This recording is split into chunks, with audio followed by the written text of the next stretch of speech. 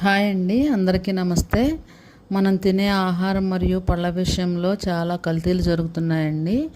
ఇటీవల హైదరాబాద్లో చాలా చోట్ల ఫుడ్ సేఫ్టీ అధికారులు తనిఖీలు జరిపారు. అవి హైదరాబాద్లో పలు ఫ్రూట్ జ్యూస్ షాపులు మరియు రెస్టారెంట్లపై ఆహార భద్రత అధికారులు దాడులు నిర్వహించారు. ఆ దాడుల్లో అనేక నిబంధనలు ఉల్లంఘనలు బయటపడ్డాయి. తద్వారా ప్రజల ఆరోగ్యంపై ప్రభావం చూపే అవకాశం ఉంది. ఇటీవల హైదరాబాద్లో జీహెచ్ఎంసీ అధికారులు కూడా దాడులు నిర్వహించారు. దీన్ని బట్టి మనం కొన్ని జాగ్రత్తలు తీసుకోవాలి.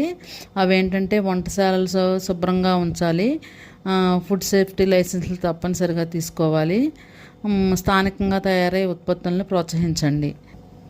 మనకి ప్రస్తుత పరిస్థితులు ఇలా ఉన్నాయి కాబట్టి కొంచెం ఖర్చు ఎక్కువైనా నాణ్యమైన ఫుడ్ని ఎంచుకుని జాగ్రత్తలు తీసుకోండి.